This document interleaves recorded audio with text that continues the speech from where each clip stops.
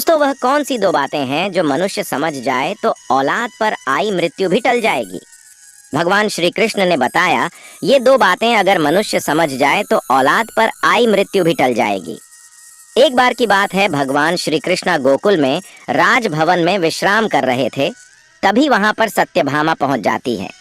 सत्यभामा को देखकर भगवान श्री कृष्ण कहते हैं, हे देवी, आइए, आपका स्वागत है। आज आपका किस प्रयोजन से आगमन हुआ है। तब सत्यभामा कहती हैं, हे प्रभु, मेरे मन में एक प्रश्न उठ रहा था, सो इसी को प्राप्त करने हेतु आई हूँ।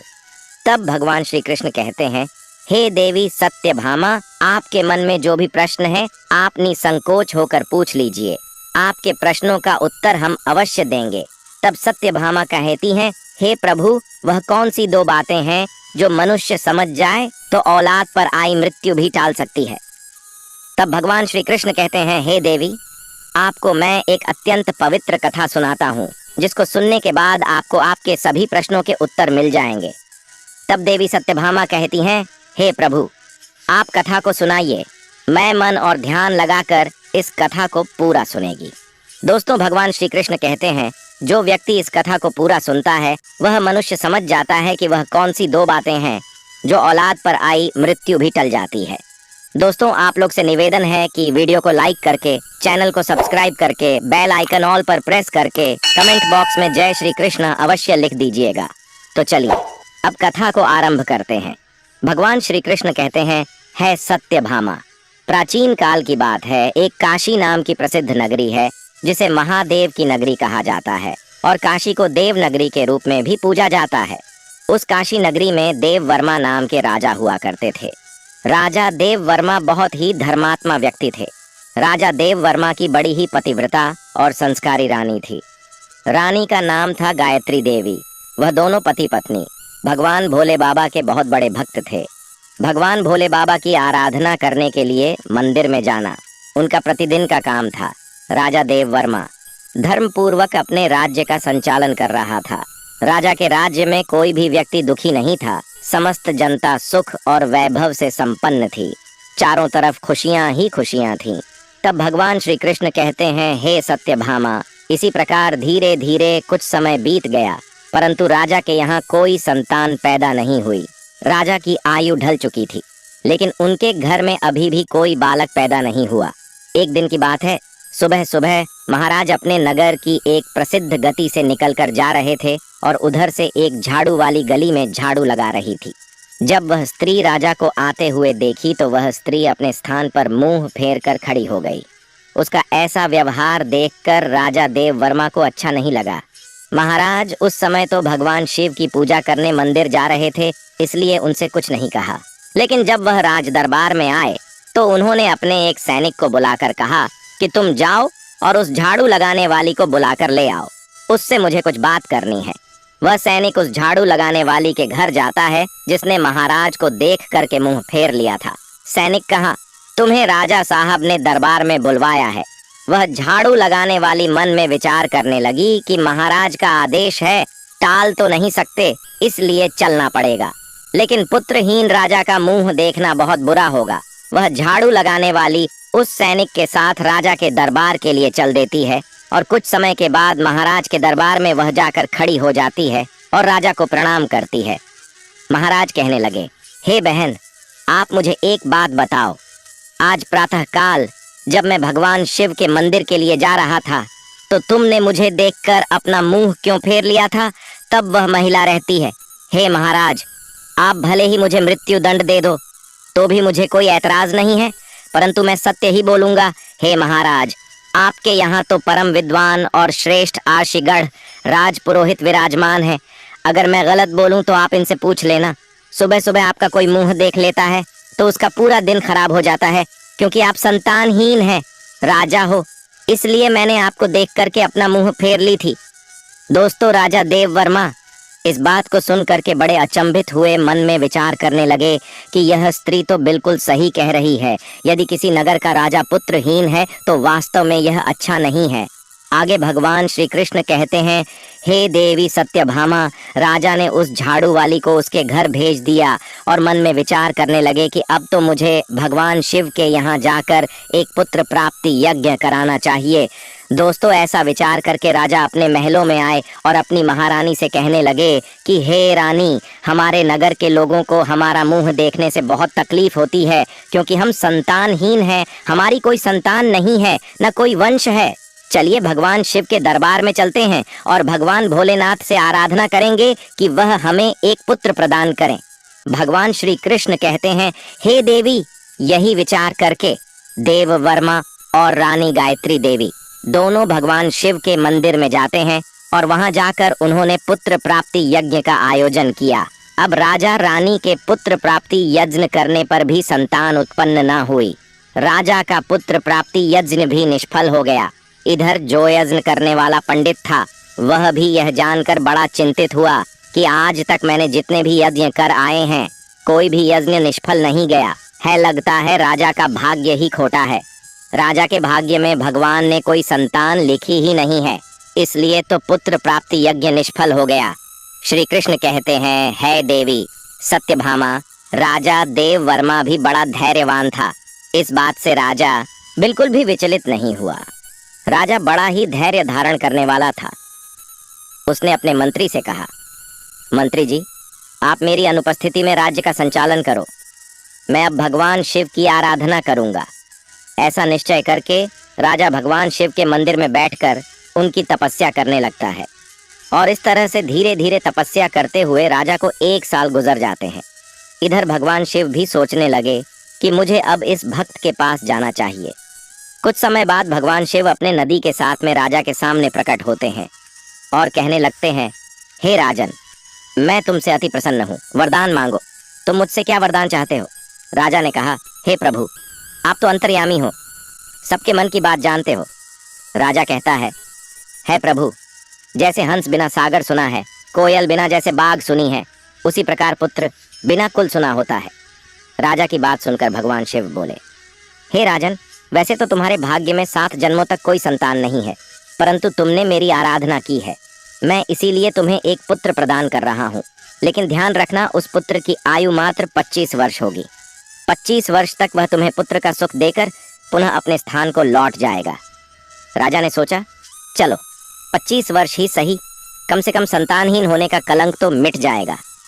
राजा ने कहा, जो भी हो प्रभु, आप मुझे पुत्र प्रदान कर दीजिए।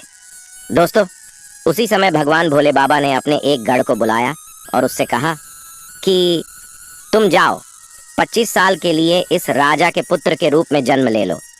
दोस्तों, राजा मंदिर में से भगवान भोले बाबा का वरदान लेने के बाद वापस अपने महल में लौट जाता है और वह सूचना अपने राज पुरोहित और महारानी को सुनाता है कि भगवान भोले बाबा ने मुझे वरदान दे दिया है, अब हमारे घर में बहुत जल्द पुत्र प्राप्त हो जाएगा। भगवान श्री कृष्ण कहते हैं, हे देवी सत्यभामा, अब धीरे धीरे समय व्यतीत हुआ और भगवान भोले बाबा के वरदान अनुसार रानी गायत्री देवी गर्भ धारण करती है। यह देखकर राजा के घर में खुशी की लहर दौड़ जाती है। राजा बहुत प्रसन्न होता है। समय के अनुसार भगवान भोले बाबा के उस महान गढ़ ने राजा के पुत्र रूप में जन्म ले लिया। यह देखकर राजा और रानी बड़े प्रसन्न हुए। संपूर्ण काशी नगर में उत्सव मनाया गया कि महाराज के यहाँ पुत्र का जन्म हुआ है। संपूर्ण नगर में खुशियां मनाई गईं। ब्राह्मण ने उस पुत्र का नाम रुद्र प्रताप रखा। धीरे धीरे रुद्र प्रताप बड़ा होने लगा। राजकुमार रुद्र प्रताप अपने पिता की तरह बड़े ही धर्मात्मा और ईश्वर भक्त थे। राजा का पुत्र बड़ी तेजी से बड़ा होने लगा। धीरे धीरे समय गुजरता चला गया। इस बात से राजा बहुत प्रसन्न रहता था, क्योंकि उसके घर में एक पुत्र जो आ गया था, पुत्र के लाड प्यार और लालन पालन में राजा वह बात भूल जाता है कि इस पुत्र की आयु मात्र 25 वर्ष है।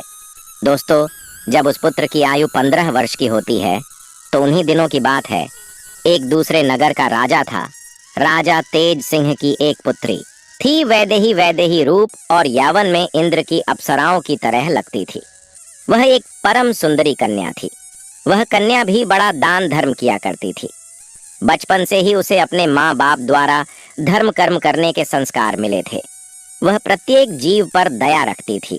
सवेरे उठकर सबसे पहले पक्षियों को दाना चुगाया करती थी और अपने द्वार पर आए हुए किसी भी अतिथि और साधु संत को खाली हाथ नहीं लौटती थी। वह हर भूखे को भोजन कराती थी। वह कन्या भी इधर धीरे धीरे बड़ी हो जाती है। महाराज तेज सिंह ने जब राजा देव वर्मा के पुत्र रुद्र प्रताप के बारे में सुना कि महाराज देव वर्मा का एक बड़ा धर्मात्मा और तेजस्वी पुत्र है, ऐसा विचार करके राजा तेज सिंह ने अपनी कन्या का रिश्ता राजा देव वर्मा के यहाँ भिजवा दिया। उधर राजा देव वर्मा ने मन में विचार किया कि मेरे पुत्र की आयु 25 वर्ष है, मुझे इसका विवाह कर लेना चाहिए और इसके यहाँ कोई पुत्र पैदा हो जाएगा तो मेरा भी वंश आगे बढ़ जाएगा। दोस्तों, ऐसा सोच विचार कर राजा देव वर्मा ने अपने राजकुमार का रिश्ता तय कर लिया और कुछ समय में ही राजकुमारी वैदेही का राजकुमार रुद्र प्रताप के साथ विवाह हो जाता है। राजकुमारी वैदेही बहुत ही पतिव्रता स्त्री थी। उसका एक नियम यह भी था कि वह भोजन तब तक नहीं करती थी जब तक किसी भूखे प्राणी को भोजन नहीं करा देती थी। धीरे धीरे समय गुजरता गया। भगवान श्री कृष्ण कहते हैं कि हे सत्यभामा, इधर राजा देव वर्मा को लगने लगा कि उसके पुत्र की मृत्यु का समय नजदीक आ रहा है। उसकी 25 वर्ष की आयु पूरी होने वाली है। राजा तो पहले से ही जानता था, क्योंकि भगवान भोले बाबा ने उसे सब कुछ बता दिया था कि आपके पुत्र की आयु मात्र 25 वर्ष होगी। राजा ने यह बात किसी को नहीं बताई थी। धीरे धीरे राजा की चिंता बढ़ती जा रही थी। जैसे जैसे राजकुमार की उम्र बढ़ रही थी, वैसे वैसे राजा की चिंता बढ़ रही थी। धीरे धीरे जब राजकुमार की आयु में मात्र 4 दिन शेष रह गए तो राजा सोचने लगा कि अब मैं क्या करूं, मेरा पुत्र तो 4 दिन के बाद मृत्यु को प्राप्त हो जाएगा। दोस्तों, पुत्र मोह के कारण भगवान भोले बाबा के वरदान को भी राजा भूल जाता है और पुत्र में आसक्ति होने की वजह से वह बीमार पड़ जाता है। वह पुत्र की मृत्यु की बात सबको बताकर उन्हें भी चिंता में नहीं डालना चाहता था। अब तो राजा ने भोजन करना छोड़ दिया। इधर जब वह दिन आ गया जिस दिन उसके पुत्र की मृत्यु होने वाली थी, उस दिन राजा सुबह से ही भगवान भोले बाबा के ध्यान में डूब गया। कहने लगा, हे प्रभु पुत्र के जाने का दुख सहन करने की मुझे शक्ति प्रदान करो। विधि के लिखे को तो कोई नहीं बदल सकता। जो होना है वह तो होकर ही रहेगा। उस राजकुमारी की जो नव विवाहिता पत्नी थी, वह प्रतिदिन भूखे को भोजन कराया करती थी, पक्षियों को दाना चुगाया थी। रोज की तरह उस दिन भी वह अपने धर्म कर्म में लगी हुई थी। इधर यमलोक में यमराज ने देखा कि आज राजकुमार रुद्र प्रताप की मृत्यु का दिन है, तो यमराज ने तुरंत अपने 2 दूतों को आदेश दे देते हैं कि जाओ, अब से 1 घंटे के बाद तुम्हें राजकुमार रुद्र प्रताप के प्राण उसके शरीर से निकाल कर लाने हैं। राजकुमार रुद्र प्रताप के प्राण तुम ऐसे नहीं निकाल सकते। इसके लिए तुम्हें एक सर्प के पास जाकर और उसे राजकुमार की मृत्यु के लिए प्रेरित करना होगा, क्योंकि उस राजकुमार की मृत्यु सर्प के डसने से ही होगी। कोई सर्प उसे डसेगा तभी हम उसके प्राण हर सकते हैं। यमराज ने अपने दोनों दूतों से कहा कि जाओ और शीघ्रता करो और 1 घंटे के अंदर ही उसके प्राणों को लेकर आना है। यमराज की आज्ञा पाते ही 2 यमदूत राजकुमार रुद्र प्रताप के प्राण लेने के लिए चल दिए और उधर यमराज की माया से प्रेरित होकर एक सर्प मन में विचार करने लगा कि आज मुझे राजमहल में प्रवेश करना चाहिए और राजमहल में मुझे घूम कर देखना चाहिए। दोस्तों, अब तो वह सर्प घूमता घूमता चला जा रहा था और राजा के राजमहल में प्रवेश कर गया। अब वह सर्प तो यमराज से प्रेरित था, इसलिए घूमता हुआ वह राजकुमार की बेड पर पहुंच जाता है। जहां राजकुमार सोता था वहां जाकर राजकुमार के बिस्तर के पास बैठ जाता है। यमराज के दोनों दूत राजमहल के द्वार पर खड़े हो जाते हैं और समय पूरा होने का इंतजार करने लगते हैं। सोचते हैं कि 1 घंटे का समय कब होगा, कब यह नाग उस राजकुमार को डसेगा, तब हम उसके प्राणों को लेकर यमलोक जाएंगे। दोस्तों, इस प्रकार यम के दूत विचार कर रहे थे। तभी क्या होता है, किसी दूसरे एक गांव में एक गरीब व्यक्ति रहता था। उसकी एक पुत्री थी। उस पुत्री का विवाह उन्होंने समय पर कर दिया, परंतु उस पुत्री का जो पति था वह बहुत मदिरा पीता था और जुआ खेलना, वैश्यागमन करना उसका काम था। इसलिए वह उस गरीब दंपति की पुत्री को हमेशा परेशान किया करता था, उसको मारता पीटता था, उसे घर से निकालना चाहता था। उस गरीब दंपति की पुत्री वहां अपने पति के साथ कुछ समय तक रहती रही। उसके बाद वह गर्भ धारण करती है और एक दिन वह अपने पति की मारपीट से तंग आकर अपने पिता के घर चली आती है। उस लड़की का पिता बूढ़ा हो चुका था, इसलिए उसे कुछ कमाई नहीं हो पाती थी। वह बेचारा भी भीख मांग कर खाता था, भीख मांगता और तीनों प्राणियों का पेट पालन करता था। इधर जब 9 माह का समय पूरा हुआ तो उसकी पुत्री ने एक पुत्र को जन्म दिया और पुत्र को जन्म देने के बाद उसे बहुत तेज भूख लगी और भोजन की आवश्यकता पड़ी दोस्तों, क्योंकि जो प्रसव काल की भूख होती है वह बहुत तेज होती है। अब वह अपने पिता से भोजन मांगती है। वह बेचारा गरीब ब्राह्मण भोजन लेने के लिए आसपास के गांव में चला जाता है, लेकिन उसके रोज रोज मांगने के कारण उसको लोग भीख भी नहीं देते हैं और उस गरीब को कोई भी खाने को भोजन नहीं देता है। उधर उस लड़की की भूख उसे बहुत बेचैन करती जा रही थी। तो वह लड़की अपने पिता से कहने लगी, पिताजी, मैं भूख के मारे मरी जा रही हूँ।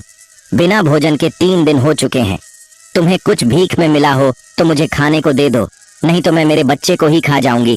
तब वह बूढ़ा आदमी कहता है कि हे पुत्री, तुम इस पुत्र को मत खाना। मैं आज कोशिश करता हूँ। मैं अभी भोजन मांगने के लिए कहीं जाता हूँ। अगर कहीं से कुछ मिल जाता है तो मैं तुम्हें लाकर दे दूंगा। आज मैं काशी नगर में जाऊंगा। वहाँ के जो राजा है उनके द्वार पर जाकर उनसे कुछ मांगूंगा। यदि कुछ खाने को मिला तो मैं तुम्हें लाकर अवश्य दूंगा। दोस्तों, ऐसा विचार करके वह बूढ़ा पिता चल देता है और इधर जो राजकुमार धर्म पत्नी वैदेही थी वह रोजाना गरीबों को भोजन करवाती थी। उस दिन महाराज तो बीमार पड़े थे, क्योंकि पुत्र मोह के कारण, पुत्र की चिंता के कारण वह अपने कक्ष में पड़े हुए थे। इसलिए आज उसने गरीबों को कोई भोजन तो नहीं कराया, परंतु उसने अपने पति के लिए जो भोजन बनाया था उसमें कई प्रकार के व्यंजनों से और पकवानों से सजा करके भोजन का थाल सजाकर उसने रख दिया था कि उसके पति आएंगे तो वह उन्हें भोजन करा देगी। लेकिन इतने में वह बूढ़ा आदमी उसके द्वार पर पहुंच जाता है। दोस्तों, इधर राजकुमार रुद्र प्रताप की पत्नी वैदेही को द्वार पर खड़ा वह दीनहीन वृद्ध आदमी दिखाई दे जाता है और उस बूढ़े को देख करके उसे दया आ जाती है। बूढ़े आदमी ने उसकी तरफ देखा तो कहने लगा, हे बेटी, यदि मुझे इस समय कुछ भोजन मिल जाए तो तुम्हारा बड़ा एहसान होगा। रानी ने देखा कि यह कोई गरीब आदमी है और मुझसे भोजन मांग रहा है। ये भोजन तो मैंने अपने पति के लिए बनाया है। अगर यह भोजन मैं इसे दे दूंगी तो मेरा पति क्या खाएगा? फिर उसने सोचा कि मेरे पति तो अभी आए भी नहीं हैं, वह अपने बीमार पिता के पास बैठे हैं। तब तक मैं यह भोजन इस बेचारे गरीब व्यक्ति को दे देती हूँ। मेरे पति आ जाएंगे तो मैं उनके लिए और भोजन तैयार कर दूंगी। इतना कहकर राजकुमारी वैदेही ने जो भोजन अपने पति के लिए बनाकर रखा था, उन स्वादिष्ट व्यंजनों से सजी हुई थाली उस गरीब बूढ़े आदमी को दे दी। बूढ़ा आदमी उस भोजन को लेकर चला जाता है। वह बड़ी शीघ्रता से चलता हुआ और भोजन को लेकर के अपने घर आ जाता है, क्योंकि उसकी पुत्री 3 दिन से भूखी थी। और उधर क्या होता है, जो राजा का पुत्र था, अपने पिता की देखभाल करने के बाद, उनको वैद्य को दिखाने के बाद राजा के कक्ष से निकलकर अपने कक्ष की ओर जाने लगता है। उसके महल के द्वार पर 2 यमदूत तैयार खड़े थे और वह नाग उसको डसने के लिए उसके बिस्तर पर बैठा हुआ था। उधर उस वृद्ध ने वह भोजन ले जाकर और अपनी पुत्री को दे दिया। दोस्तों, तब भगवान श्री कृष्ण कहते हैं, हे देवी सत्यभामा, उस समय जब अच्छा होता है तो सब ठीक होता है। आप यह ध्यान रखें कि किसी भी विपत्ति को टालने के लिए आपको एक संकेत मात्र मिलता है, और यदि आप उस समय को पहचान गए, उस संकेत को समझ गए, तो बड़ी से बड़ी विपत्ति भी टाली जा सकती है। राजकुमार ने अपने कक्ष में जाने के लिए जब सीढ़ियों पर पैर रखा तो उसे छींक आ गई। उधर उसका निर्धारित समय पूरा होने वाला था। यम के दूत बड़े उतावले हो रहे थे कि 1 घंटे का समय पूरा होने वाला है, उसमें कुछ ही क्षण बचे हैं। साथ ही साथ उधर वह नाग गुस्से में बैठा हुआ उसके आने का इंतजार कर रहा था कि वह राजकुमार आएगा और उसे मैं 10 लूंगा। उधर उस बूढ़े आदमी ने भोजन ले जाकर अपनी बेटी को दे दिया। लड़की ने जब भोजन खाया तो पूछने लगी, पिताजी, यह भोजन आपको किसने दिया है? लड़की के पिता ने कहा, पुत्री, यह भोजन यहाँ की महारानी ने दिया है। यहाँ के राजा की जो पुत्र वधू है उसने मुझ पर दया करके यह स्वादिष्ट भोजन मुझे दिया है। भोजन देखकर लड़की की आत्मा से दुआएं निकलने लगी। वह भगवान से प्रार्थना करने लगी, कहने लगी, हे भगवान, जिसने भी यह भोजन दिया है उसका सुहाग अमर हो जाए। और वह सदैव सौभाग्यवती बनकर रहे। जैसे ही वह उस भोजन का निवाला अपने मुंह के अंदर ले जाती है, उसी समय उसकी आत्मा से आशीर्वाद निकलता है कि उसका पति अमर हो जाए। तो दोस्तों, भगवान श्री कृष्ण कहते हैं, सच्ची आत्मा से निकला हुआ आशीर्वाद जरूर फलित होता है। अब इधर लड़की का आशीर्वाद भगवान के पास जाता है, देवों के देव महादेव के पास पहुंचता है। तो भगवान भोले बाबा का सिंहासन हिल गया कि यह क्या हुआ, मेरा सिंहासन क्यों हिल रहा है। भगवान भोले बाबा मन में विचार करने लगे कि दुनिया में ऐसा क्या घटित होने वाला है। उन्होंने तुरंत नारद मुनि को बुलाया और नारद से कहा कि देख करके आओ, तीनों लोकों में क्या घटित होने वाला है। नारद ने जब देखा तो सब समझ में आ गया। उन्होंने जा करके भगवान भोले बाबा से कहा, हे प्रभु, एक विचित्र घटना घट रही है। राजा देव वर्मा के पुत्र की मृत्यु का समय आ गया है। यमदूत दरवाजे पर खड़े हैं, नाग उसके बिस्तर में फन फैलाए बैठा है। राजकुमार सीढ़ियों पर चढ़कर ऊपर जा रहा है। जैसे ही वह अपने बिस्तर पर जाकर बैठेगा, नाग उसे डस लेगा और उधर वह उस बूढ़े आदमी की पुत्री राजकुमारी को आशीर्वाद दे रही है। उसकी आत्मा से आशीर्वाद निकल रहा है कि उसका सुहाग अमर हो जाए। हे भगवान, यह कैसा विचित्र संयोग है। एक तरफ मौत लेने को खड़ी है, एक तरफ आशीर्वाद उसकी लंबी उम्र की प्रार्थना कर रहा है। अब तो दान की शक्ति और मौत में टक्कर हो गई। नारद बोले, प्रभु इसमें क्या होगा। भगवान भोले बाबा बोले, जो विधाता ने निश्चित कर दिया है वही होगा, देखते रहिए, सब अच्छा ही होगा।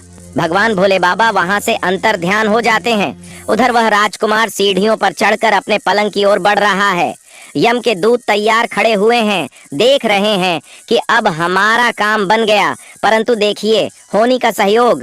राजकुमार अपने बिस्तर पर जाकर बैठता है। उधर दान की शक्ति बीच में आकर खड़ी हो गई, जिसके कारण नाग बेहोश हो गया। उससे चला भी नहीं जा रहा था, उसमें आगे बढ़ने की शक्ति नहीं रही।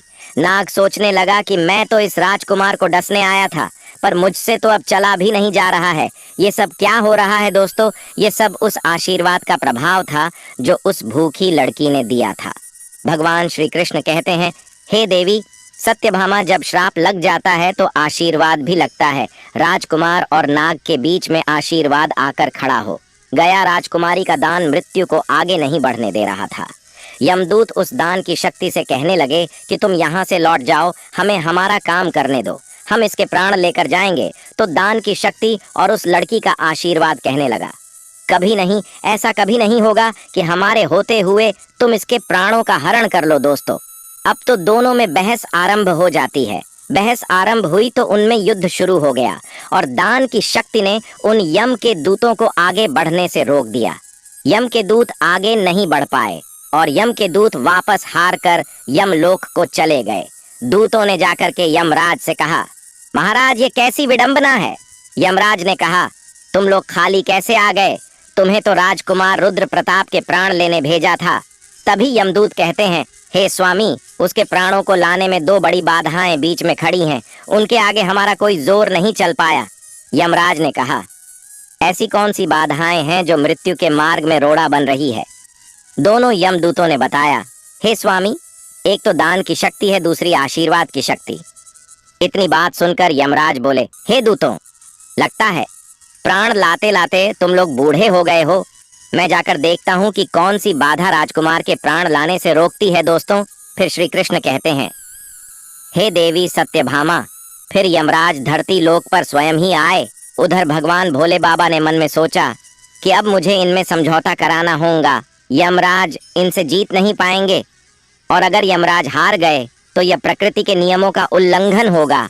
यमराज जब वहां उपस्थित हुए तो वहीं भगवान भोले बोले भी प्रकट हो गए। यमराज ने भगवान भोले बाबा को देखा तो भगवान भोले बाबा को देख करके उनके चरणों में प्रणाम किया। भगवान यमराज से बोले, हे यमराज, तुम नहीं जानते हो, तुम्हारे विधान के अनुसार इसकी आयु पूर्ण हो चुकी है, परंतु आप मुझे यह बताइए कि क्या श्राप नहीं लगते? श्राप तो मुझे भी श्री हरि विष्णु को और ब्रह्मा जी को भी झेलने पड़ते हैं। क्या आपने श्राप के कारण मृत्यु लोक में जन्म नहीं लिया था? बताओ, तुमने क्यों अवतार धारण किया था?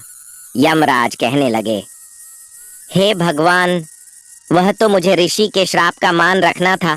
तो भगवान भोले बाबा बोले कि जब तुम एक श्राप का मान रख सकते हो तो उसी तरह से किसी की आत्मा से निकलने वाले आशीर्वाद का भी मान रख सकते हो। उसे आप कैसे निष्फल कर सकते हो? यमराज भगवान भोले बाबा से बोले, हे प्रभु, अब इसका उपाय आप ही कीजिए, मैं क्या कर सकता हूँ? तो भगवान भोले बाबा यमराज से बोले कि आप इस राजकुमार की आयु 110 वर्ष कर दीजिए और 110 वर्ष के बाद इसको आप ले जाना। यह उस शक्ति के आशीर्वाद के कारण और वरदान के कारण मृत्यु की योग नहीं रहा है, इसलिए मृत्यु को इसने जीत लिया है। दोस्तों, भगवान भोले बाबा के कहने पर यमराज ने प्रकृति के नियमों में परिवर्तन कर दिया और राजकुमार रुद्र प्रताप की आयु को बढ़ाकर 110 वर्ष कर दिया। उसके बाद यमराज यमलोक को वापस लौट गए। इधर राजकुमार रुद्र प्रताप की आयु 110 वर्ष की हो जाती है। दोस्तों, भगवान श्री कृष्ण कहते हैं, हे सत्यभामा, इस प्रकार से एक भूखे को भोजन दान देने पर राजा की औलाद पर आई मृत्यु भी टल गई। इसीलिए तो मनुष्य के अच्छे कर्म, दया भाव, दीनहीन की सेवा मृत्यु को भी टालने का सामर्थ्य रखते हैं। लेकिन मनुष्य यह देखना है कि जिसको वो दान दे रहे हैं वह उस दान का पात्र होना चाहिए, दान पाने के योग्य होना चाहिए। यदि मनुष्य सुपात्र को दान देते हैं तो उस दान के सामने मौत भी पराजित हो जाती है। यदि कोई व्यक्ति किसी की सेवा करके और उसके कठिन समय में काम आकर उसकी मदद करते हैं और यदि किसी का आशीर्वाद लेते हैं तो वह आशीर्वाद मृत्यु को भी टाल सकता है। दान की और आशीर्वाद की शक्ति बहुत बड़ी होती है, उस शक्ति से बड़ा संकट भी टल जाता है। दोस्तों, इस प्रकार से भगवान श्री कृष्ण ने देवी सत्यभामा को बताया है कि वह कौन सी 2 बातें हैं जो औलाद पर आई मृत्यु भी टाल सकती है।